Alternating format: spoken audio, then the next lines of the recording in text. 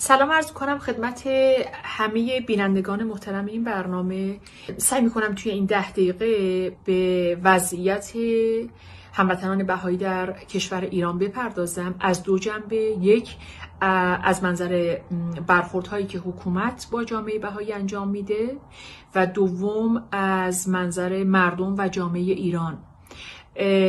که گویی که اولی بسیار ناامید کننده است،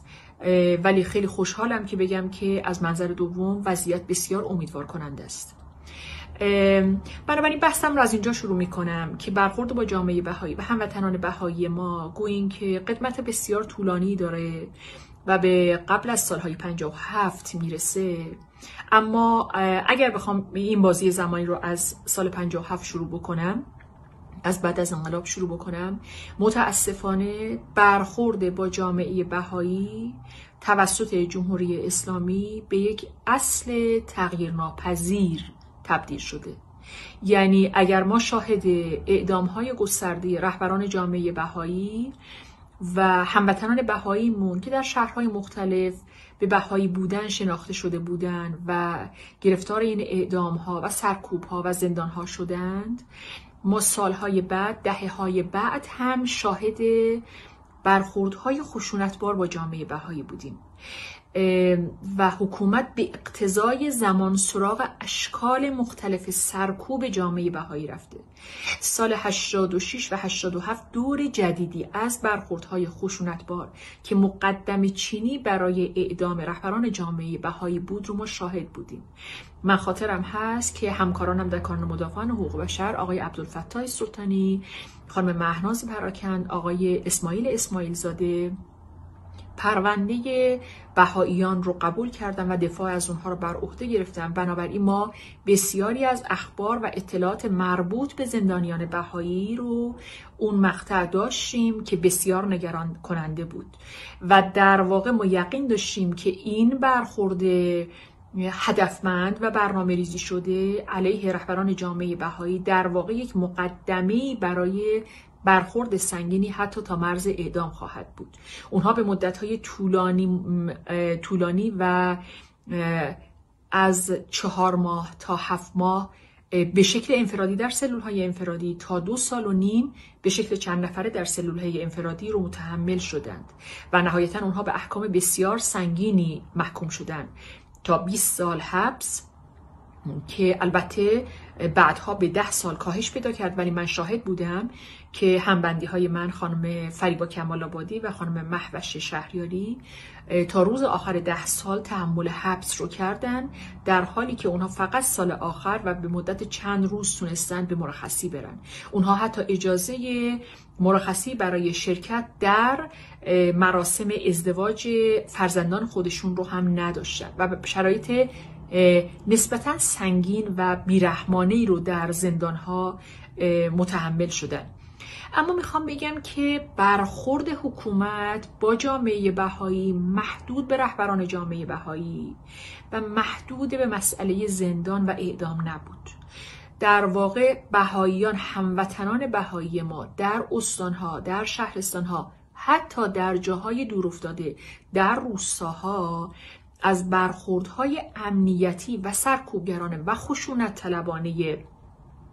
حکومت جمهوری اسلامی در امان نبودند. شما شاهد هستین که حتی خونه های اونها در روستاهای دورافتاده، در محله هایی که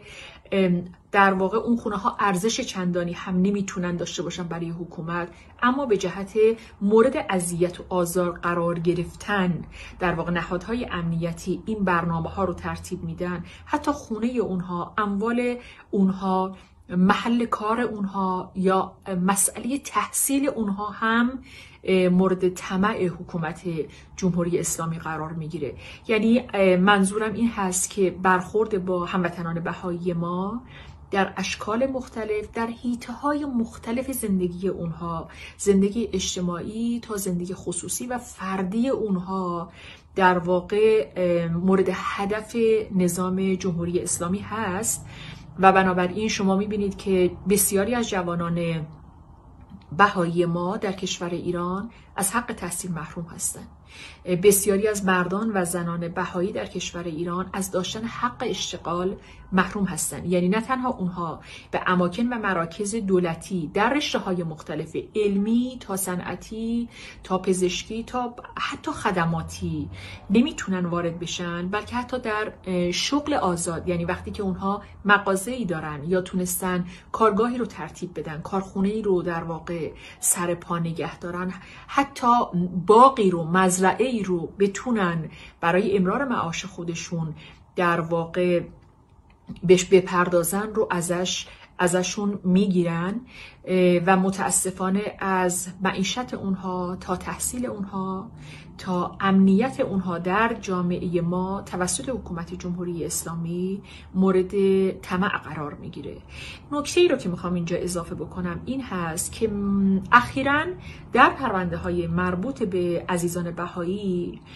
ما متوجه شدیم که حکومت جمهوری اسلامی در انتصاب اتهامات به هموطنان بهایی ما به یک رویکرد جدیدی رسیده و اون این هست که با توجه به محکومیت‌های بین‌المللی و فشار افکار عمومی در داخل کشور و فعالان حقوق بشر و همینطور به دلیل شناخته شدن این افراد در جامعه،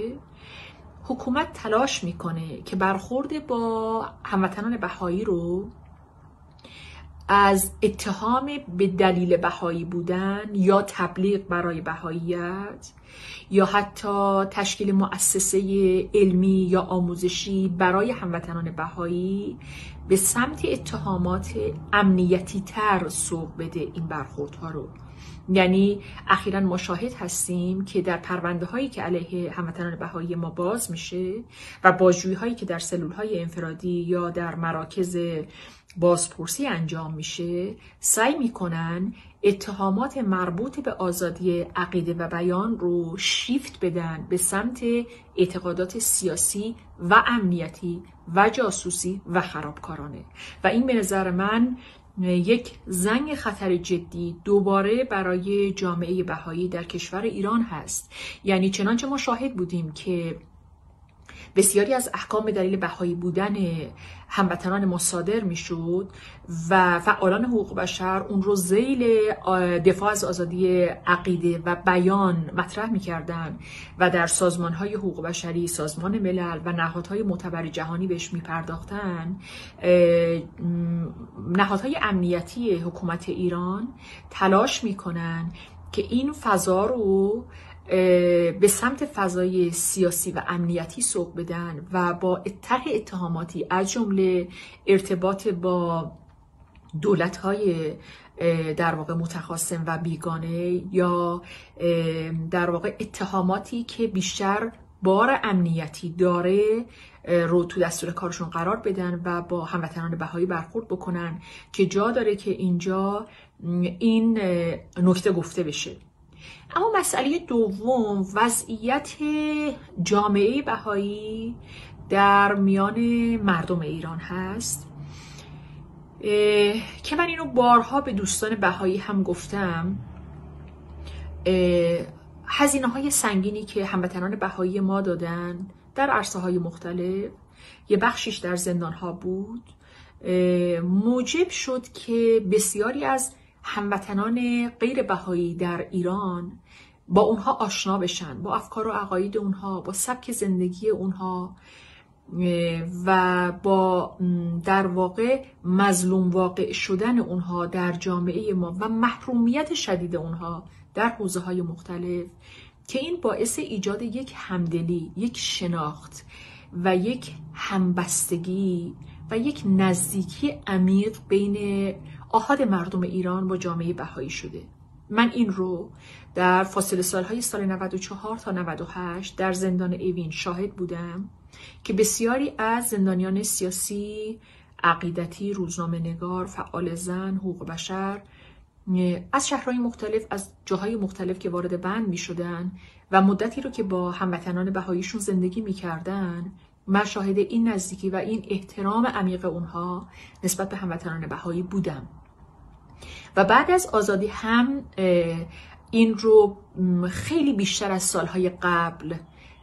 قبل از بازداشت سال 94 شاهد هستم که این الفت و این نزدیکی بین اقشار مختلف آحاد جامعه ایران با جامعه بهایی شکل گرفته و روز به روز داره قدرتمندتر میشه و اون مرزبندی هایی که البته بسیاری از اونها بر اساس تبلیغات حکومت جمهوری اسلامی ایران بود، تا جایی که من یادمه سال 96 در زندان که بودیم ما با دوستان بهایی فیلم مستندی رو که از تلویزیون ایران علیه جامعه بهایی پخش میشد رو من میدیدم که ادعاهای کذب و دروغ هم از جنبه تاریخی هم از جنبه باورهای جامعه بهایی توسط حکومت جمهوری اسلامی در فیلم‌های مستند، در برنامه‌های متنوع، در سایت‌ها و فضای مجازی که در اختیار حکومت قرار داره در واقع تدارک دیده میشد تا بتونه با این موج تبلیغات بسیار سنگین افکار عمومی رو علیه جامعه بهایی بسیج بکنه. اما ما شاهد هستیم که سالهای اخیر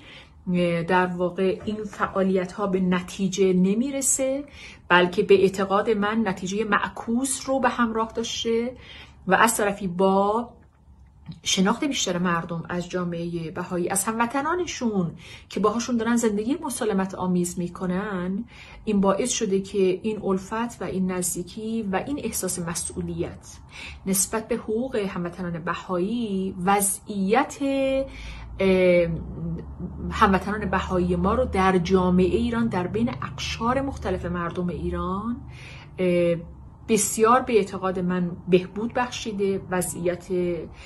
امیدوار کننده ای هست و من معتقدم که روز به روز این وضعیت در جامعه ما وضعیت بهتری خواهد بود. اما نگرانیم از این هست که وضعیت هموطنان بهایی ما با توجه به شرایط سیاسی و شکلگیری دولت جدید به لحاظ امنیتی و سیاسی وضعیت نگران کننده تری باشه. در هر صورت خیلی ممنونم از اینکه این وقت رو در اختیار ما قرار دادین که ما هم بتونیم در مورد هموطنان عزیز بهاییمون صحبت بکنیم و امیدوار هستم که با ایجاد همبستگی در بین اقشار مختلف مردم با هر ایده، با هر گرایش، با هر فکر و مشی که دارن شاهد روزگار بهتری برای کشور عزیزمون ایران باشیم. خیلی ممنون. خدا نگهدار شما.